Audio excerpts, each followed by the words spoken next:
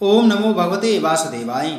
नमस्कार दोस्तों, स्वागत है आप सभी का हमारे चैनल भक्ति ज्ञान में। दोस्तों आज मैं आपको बैसाख मास महात्म के 17वें दिन की कथा सुना रहा हूँ। बैसाख मास के अंतिम 3 तिथियों की महत्ता तथा ग्रंथ का उपसंहार।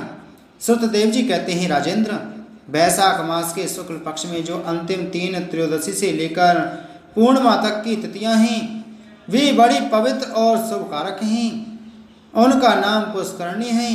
वे सब पापों का क्षय करने वाली हैं। जो संपूर्ण बैसाख मास में स्नान करने में असमर्थ हो वह यदि इन 3 तिथियों में भी स्नान करें तो बैसाख मास का पूरा फल प्राप्त कर लेता है।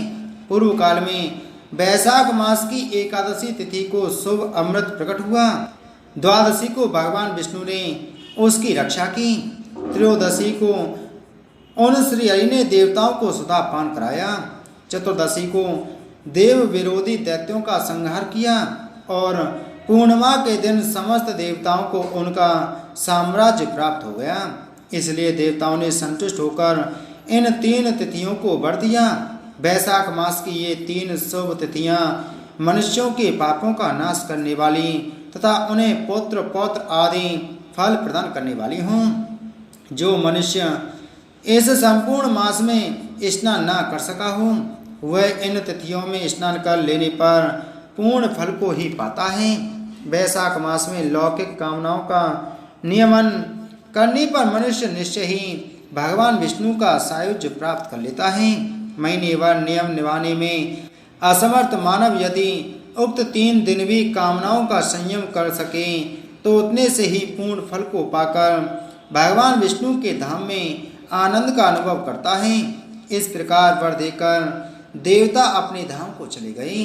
अतः पुष्करणी नाम से प्रसिद्ध अंतिम 3 तिथियां पुण्यदायिनी समस्त पाप राशि का नाश करने वाली तथा पुत्र पौत्र को बढ़ाने वाली हैं। जो बैसाख मास में अंतिम 3 तिथियों में गीता का पाठ करता है उसे प्रतिदिन अश्वमेध यज्ञ का फल मिलता है। जो उक्त तीनों दिन विष्णु सहस्त्र नाम का पाठ करता है उसके पुण्य फल का वर्णन करने में इस भूलोक तथा स्वर्गलोक में कौन समर्थ है।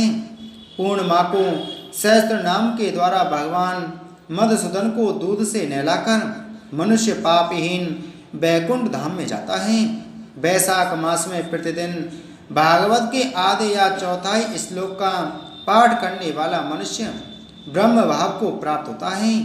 जो बैसाख के अंतिम 3 दिनों में भागवत शास्त्र का श्रवण करता है वह जल से कमल के पत्ते की भांति कभी पापों से लिप्त नहीं होता।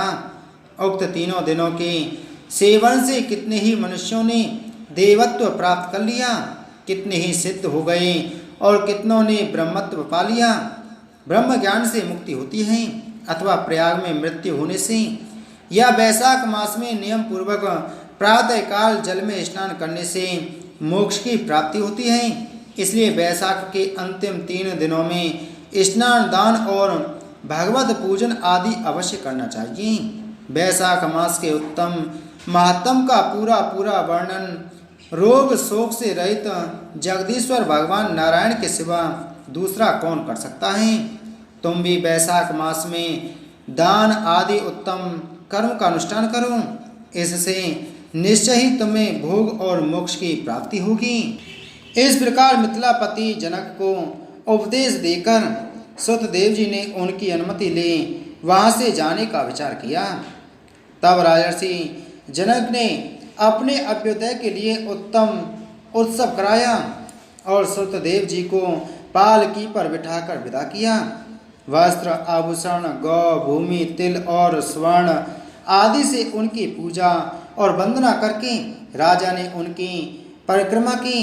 तत्पश्चात उनसे विदा हो महातेजस्वी एवं परम यशस्वी श्रुतदेव जी संतुष्ट हो प्रसन्नता पूर्वक वहां से अपने स्थान को गए।